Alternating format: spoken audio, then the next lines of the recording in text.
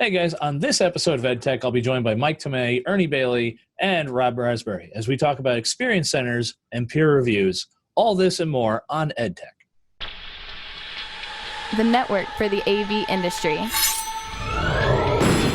What are you listening to? This is AV. This is AVNation. This is AVNation. This is EdTech, episode 73, Peer Review versus Experience Centers. Support for AVNation is brought to you by BIAMP. This is EdTech, the higher ed monthly tech podcast. I'm your host, Bill O'Donnell, and this month I'm joined by Mike Tomei. How are you, sir? Good. Glad to be back. Good to have you back, man. As well as Rob Raspberry from Drexel. How are you, sir? April showers bring May installations? I don't know. Sure. Yeah. And as long as it's not a shower of sparks. And last but certainly not least, Mr. Ernie Bailey. How are you, sir? I'm doing just fine. That's good. So, first and foremost, we would like to welcome Mike Tomei back. Mike has been a regular guest on the show. We're just going to say that consulting and life happens. So once again, it is always a pleasure to have Mike back on the show and everything. Yeah, thanks. Of course. Actually, first and foremost, Mike, what have been like? We always like to kind of catch up with things, but what's been the latest to-do project for you and your fine consulting biz? I'm working on a bunch of stuff. I really target kind of central New York at the moment with my projects. Mm-hmm. So I'm kind of all the way from Albany area down to the southern part of New York State. Okay. I think. Is it like the SUNY schools, or is it a mix of? Bunch of SUNY schools, bunch of privates. Right now, probably 80% of my work is higher ed, and then 20% corporate work. I'm doing a lot of kind of credit union and bank work at the moment. Okay. So extremely busy though. I mean, there's just so much going on with AV these days, and it is a good problem to have. Yeah, new construction all over the place. Yay! Yeah.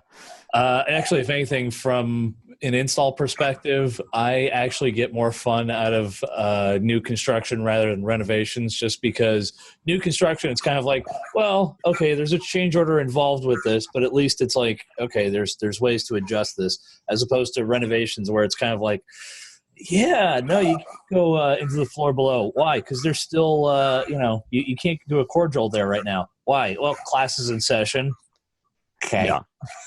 Or the building was built in 1920, and it's like, there's just a surprise everywhere you turn. Yes, my all-time favorite was doing a corporate office building, and they wanted to mount a floor box directly to. It was weird. It had a false floor, or a raised floor, and they're like, "Oh no, you have to actually mount the box to the floor." Well, the thing was, no one had said that the cement floor was, I want to say, built back, like the whole building was built back in like the 1950s, so the cement might as well have been like petrified wood. So, I just looked and went, all right, well, have fun with that, and happily handed off a hammer drill to an electrician, went, have fun, bye. So, anyways. Yep. All right, so our first couple of articles. First one is actually off of innovateonthenet.net, and it covers how Sony has gone, and we've talked about in the past. There's been 4K, then there was 8K. Now they've gone to 16K, and which is cool. My question is two things. One. If you look through the article, it's literally, as I say, it's about 16. It has about 16 times as many pixels as 4K display, which once again, the size, if you look at the size of this thing, it's freaking massive. I would hope so. But at the same time, I don't even know where they're getting the content. And then the second question comes out of this is, how are they even getting the content to the screens? Like, this has to be, like, I look at this and I go, this is just straight single mode fiber going straight into a converter or something. Like, that is just massive. I mean, it's cool, but it's one of those ones of not, as I say, it's cool. Once again, this is in the realm of the check out the Lamborghini. Oh, I don't know how to drive stick. Okay. But that's my take on this. And Rob's just shaking his head, going, "No, that will never happen at this school." Hear that, or please no, may this not happen at the school. Actually, that does bring up a thing, and that is, and this will be something I'll really ask more for you and Mike and Ernie on this one, and that is when it comes to things like video walls. I can appreciate the fact that it's got a big wow factor and it'll pop, but and Mike, this is something maybe that you've been working on and seeing more as renovation and new construction goes on. Is that something that like folks are going, oh no, we want this, or is this really something that's really just more of look how far we can push it, or look how far we can go with this? Yeah, so I think that the corporate clients are a lot more in tune with the video walls and wanting those for lobbies and public areas. I feel like my higher ed projects always start out with a big video wall in the lobby, high hopes that it's going to fit the budget, and it seems to peter out after a while because we just need the money elsewhere for the wet labs upstairs or for the teaching spaces. But there's always this high hope of a nice big video wall when you walk in and really showy. It's just not really sticking with a lot of budgets that projects that I've been working on, and especially not in the teaching spaces. I haven't had a need for like fine pitch LED video walls in classrooms really. I've done some flat panel display video walls, but those are more meeting spaces and maybe some lobbies. Go ahead. No. The thing I was going to ask is this. In the corporate environment, I get that because it's an image and it's a branding thing. You're right. With the schools, it turns more into this would be really, it's almost a must-have. In the corporate environment, it's kind of a must-have because it's how you present yourself and how they bring themselves to clients. And you'd think on the higher ed side, that would be just as important, but really at the core of it when it comes to the students, and we've kind of talked about this here and there before on a higher ed level. Listen, we can put in the most high-end equipment possible in the space, but if our faculty don't know how to use it, it's once again, it's the Lamborghini. It's we've built the Lamborghini and they don't know how to drive stick. Yeah, and it's once again, it's great. At the same time, I think also a lot of the corporate folks tend to have a content manager, and at the school level, a lot of times we either there is someone dedicated just to that, or it's marketing, and a lot of times that's outsourced too. But that's just my own bit on that. Ernie, what's your thoughts on this? Starting out on the Sony deal, that looks like it's a single screen from the way I'm reading that. It's not a wall, and they said they had to create their own content for it. Well, yeah. So, it's one of those, yeah, that's neat. Do we really need a bus-sized display in a classroom? That's exactly how they describe this, bus-sized. 19 meters by 5.5 meters. I mean, once again, cool. Yeah, exactly. It's cool. What are you going to do with it? Yeah. So I think, sorry to jump in there, Ernie, but I think the only possible, well, I'm not going to say possible use at somewhere down the road is the wow factor. So as an example, we have a small video wall in admissions. Right. When the students come in and tour, they see this nice big screen when they're walking in, and it's like, okay, great. Yeah. Maybe that's what they're going to do with my tuition. Yeah. Yeah. But you're right. In a classroom, yeah, I could see it if you had a way to deliver multiple sources to it content. I see the digital canvas application of this, where you can put up multiple 4K. You can put up 4 4K images on it. Okay, right. Or 16 HD images. But going back to your video wall situation, I've got an interesting meeting coming up here in about an hour. I'm meeting with an associate dean. A department chair has decided that he wants to put a video wall in one of our small auditoriums. Now, this is a multi-use auditorium by multiple departments. We've got a very nice projector in the room, very new projector, but he wants to spend $50,000 because he's got $50,000 that he's about to lose if he doesn't spend it. He's going to tear up a beautiful architectural wall that has built-in whiteboard. I mean, integrated into the wall. You know, right now we raise a screen, they've got a nice whiteboard surface. We're going to lose all that, tear up this wall. And, I mean, they're presenting scientific images and spreadsheets in there, and they're going to have, 9mm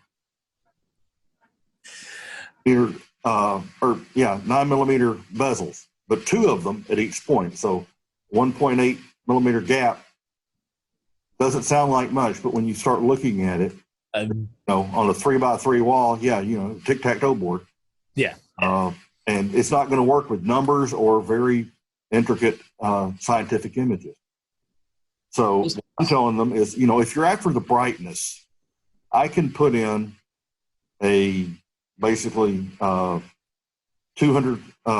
foot Lambert image, double the brightness we try to put in any room for $20,000.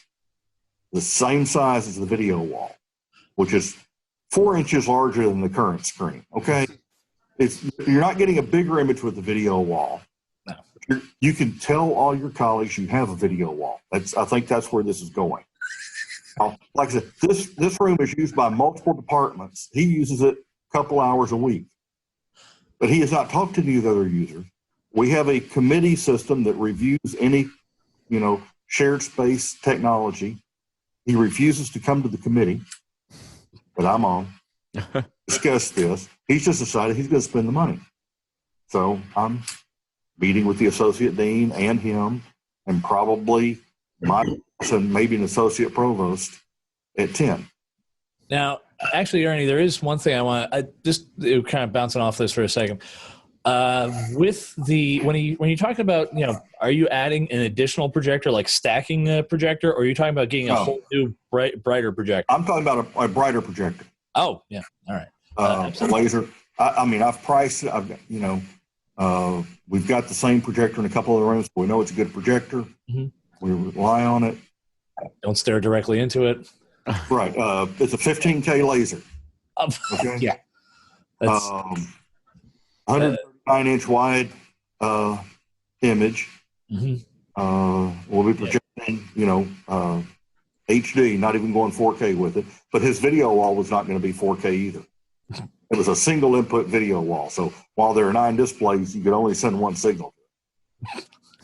Once again, it looks cool. How does it work? I have no idea, but doesn't it look cool? And the way I found out about it was the integrator called me and told me he was coming for a site visit. Wouldn't know if I wanted to come over there. Okay. On my campus. So yeah, we've actually had a thing going on recently with our campus in that for the longest time we've had it, normally the hospitality folks in the student center have done their thing and we've done ours. But, due to budgetary shortfall stuff, they said, oh, hi. So can you help us out with some stuff? And we said, well, how much money do you have and what do you want to do? And this and that, we kind of, I built out the Cadillac and I said, all right, if you need to, we can scale this down to, a moped with a bell, with the bike bell. And it's funny, they put in for both they wanted to upgrade. They have a 3-way divisible ballroom and they wanted to update the whole thing. And I said, cool, that's going to be down for about at least 4 weeks. And because we're talking about pulling new cabling, electrical, the floor boxes are completely rusted out. So there's a possibility of, hopefully we can just replace the brackets. So there's electrical and everything else. And I said, oh yeah. And it's going to cost around at least about $100K because we're talking about replacing new projectors, lenses, projector screens, the whole works. And they went, oh, well, we only have 30K. I'm like, well, I can do these 4 rooms downstairs then. And strangely enough, once again, I'm sure this is a common theme for everyone right now, is the fact that we're changing over FY years. So now all of a sudden it's going into, oh, okay, if it's not in by for us, if it's not in by June 30th, we get the money pulled back from us and everything. Rob and Ernie, I'm sure you guys both have similar. Yeah, if it's not on site by this date, it doesn't count. And no, we're not going to re-encumber the money from last year because it's an accounting nightmare. Yes. All right, moving on. The other one is, and once again, this is something that kind of really more keep on the horizon. This comes to us from avtechnology.com or avtechnology.com. And it talks about the new standard sets with HDMI 2.1. Now, if you're not familiar, this does not mean that, you have to go out and get all brand spanking new cables and everything. This is actually more along on the chipset. So in this case, it's the HDMI 2.1 chipset. And if you look through the article and everything, they've bumped up a couple of things. The biggest one is increasing the bandwidth from 18 gig to 48 gig, which bumps it up into the 8K realm, which, I look at and go, cool. Then the other part of it goes, okay, now that we're moving over into the AV over IP space, how does this work out? Because, before a number of manufacturers have all gone and said, oh, you can totally do this on a 1 gig backplane, or in some cases, oh, you know what? Did we say 1? We meant 10. Well, now I'm looking at it. Now, my theory on all this is we are going to be getting now more into the realm of compression and codecs and how to, like I said, we've gone from MPEG 4, or sorry, we've gone from MPEG 2 to MPEG 4, and I'm sure they'll work its way up where it'll kind of compress it and reduce the bandwidth. In the grand scheme of things, honestly, the way adoption works out, it's, as I say, it has been a bit of time, but I think it's going to be at least another couple of years before we probably start seeing HDMI 2.1, or at least stuff that says it's HDMI 2.1.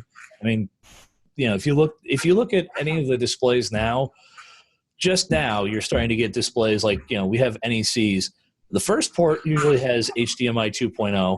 The rest of them are, 1.3 or 1.4.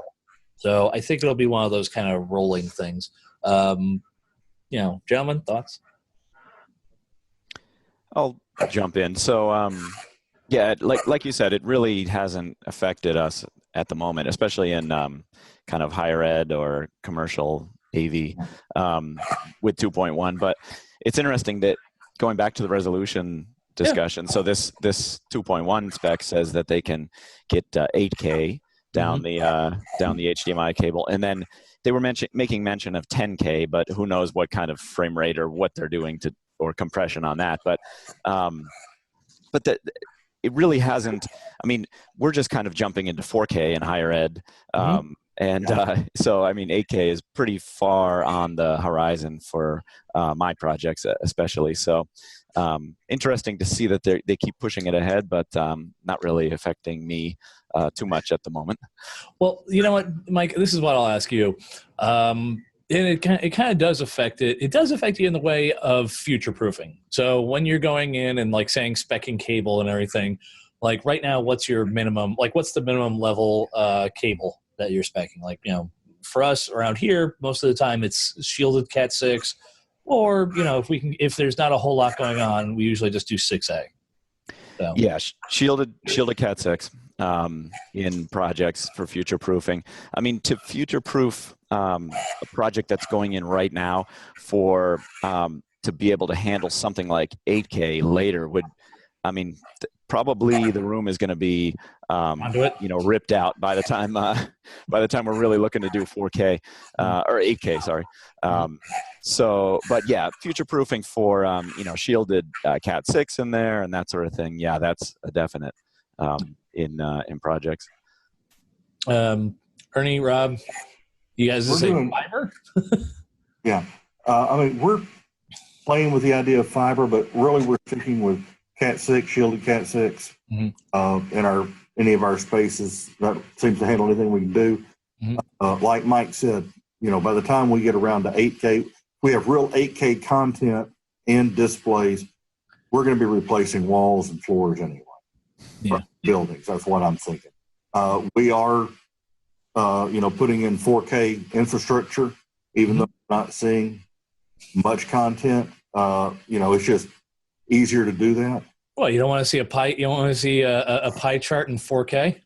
Yeah. But we are putting in our first end-to-end 4K room right now. It's for a radiology video conferencing system. See, now that's where it actually, that's where, in your case, Ernie, it is, there is a stark exception. Yes. In the fact that for you guys, there's a reason why there's medical grade displays. There's a reason for all these things, because the contrast ratio, as I say, you need certain higher contrast ratios, and more importantly, you need the higher resolution because, that spot, that could be a, cancerous tumor spot, and oops. Yeah. This is not actually a diagnostic center that we're putting it in, but they will be showing, what they did diagnostically to their colleagues in the room. So we didn't take the extra step to put in the true medical grade displays if you can, but we're still putting in 86-inch 4K displays in the room. Yeah, so let's put it this way: they're still going to be able to see quite a high amount of detail, right? And we did look at contrast ratios and everything else. Yeah, I would expect no less from you, Ernie. Like it's one of those yeah. So in any event, once again, just this kind of boils down to. It's just something to keep in mind for the future. Do I think it's going to be one of those, oh my gosh, bite us in the back end kind of thing? Not really, but it's really more of just keep it in mind. Really, it does kind of boil down to, well, how do you future-proof? Well, here for us, future-proofing is conduit, making sure that there's enough flex space for fiber, and leaving pull string, but that's about it. So moving on. The last but not least on this one, it comes to us from commercialintegrator.com, and it covers over the fact that Vistacom has actually, which is a regional integrator and everything, Vistacom actually goes and builds an experience center and brings both their employees and customers into the middle of AVTech. So in this case, it's more the fact that Vistacom is an integrator, and they're actually showing off their own experience centers. Now, it should be noted that a certain number of manufacturers do tend to go and say, well, if you want to be a rep for us or you want to be a showroom center, there does have to be this much percentage of the equipment in the room. For example, like Cisco, if you want to show off their Cisco codecs and everything, obviously you have to use Cisco switches. They prefer that you use their their own Cisco equipment and mics and everything like that. But it's the way I view it is I like the idea of experience centers. I like it specifically that they're not beholden to one particular manufacturer. I know some of them really don't like that because they want you to play in their sandbox. But as we've said on the show before, AV manufacturers all have their specialties. They have some stuff that's really bulletproof, and then there's some stuff where you're like, cool, put this back in the oven. So I like it. At the same time, I think that there's definitely room for improvement in terms of, all right, so if you look through, they actually go through and show off a variety of some of the rooms they have, and everything's clean and nice and perfect. And yeah, I like that too. At the same time, I'd actually be more appreciative if they had things where showed like their own version of doing a retrofit, because guys, as well as I do, there's certain times where we look at a room and say, this would be perfect if we could do a core drill in here. Too bad we're in the basement.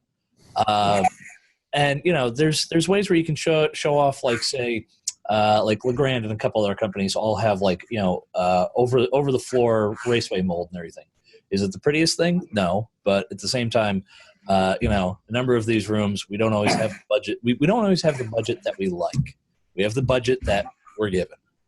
And I don't know. Maybe it's as I say, you know what? I'm looking at it now and thinking about it. It's kind of me saying, yeah, nice new car dealership. Hey, you got to show off some of the pre-owned cars too. But as I say, Ernie, what do you? As I say, here's my question: for you guys? Granted, yes, we do a lot of our own stuff in house, but would you ever want to go and visit like an integrator's showroom just to at least kind of kick the tires before you guys drove off the lot, so to speak? I have done that before, but I would really prefer to go see something they've installed for someone else. I know they're getting away from that.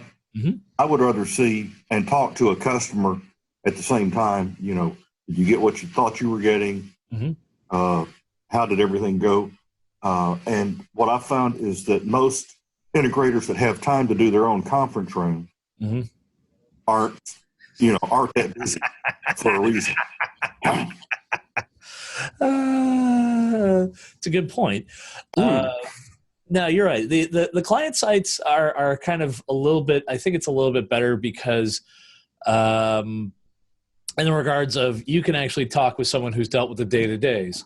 Right. I'm sure, as I say, if anything, we've gone to other sites and everything, and I've seen how Rutgers does their stuff, and sometimes they go, "Oh, this was so great," and this and that. Is this homebrewed or is this like something that the integrator came up with? A lot more times I've heard from them it's been homebrewed, and it's one of those things. I think it would actually be better for, like, say the not the integrator, but I'm going to say the manufacturer to do kind of more homebrewing with like some of their clients. Like I said, obviously there's the wonderful world of NDAs involved and everything, but a little bit more outreach. Mr. Tomei, what are your thoughts? I think with the experience centers, they're nice, but getting faculty user groups off campus to go to those is hard. It's really hard. It's hard enough to get them to go across campus to go look at a different department's room that just got installed as a benchmark. So getting a faculty group together and to go to a experience center, especially for me being in central New York, we're pretty far from the experience center. So I can't just grab people and drive 4 hours to New York City to go to an experience center. So so I haven't had much of a need there, and I can't really see bringing faculty groups there when you're working on projects. Usually it's benchmarking other rooms on campus or a peer institution that's maybe right down the street. I've been down those roads before with faculty groups, and those are really useful to do those benchmarking trips. Yeah, the peer review ones are usually good. The other thing that I've found that actually tends to get their interest, it's a little bit of a cost, but it's actually worth it in the end. You offer lunch. Yeah, right. Yeah, that suddenly seems to go, I'll pop up for this. Just about every union meeting I've ever been to, they always offer a light lunch, and strangely enough, attendance goes up at least 50%. So, I don't know. Once again, welcome to the world of higher ed. Free lunch. Everyone takes advantage. Anyways, that's all the time we have for this show. Mr. Tomei, where can folks find you at? Well, my website is tomeiav.com. That's TOMEIAV.com, or LinkedIn. I'm always on there. All right, fair enough. Yeah. Mr. Raspberry? Always LinkedIn. There we go. And Mr. Bailey? I'm also LinkedIn. There we go. I'm Bill O'Donnell. You can find me on LinkedIn as well as on Twitter. That is all the time we have. Once again, this is EdTech, the monthly higher ed tech podcast. I'm your host, Bill O'Donnell. This is EdTech, part of the AVNation podcast group. Once again, this is EdTech.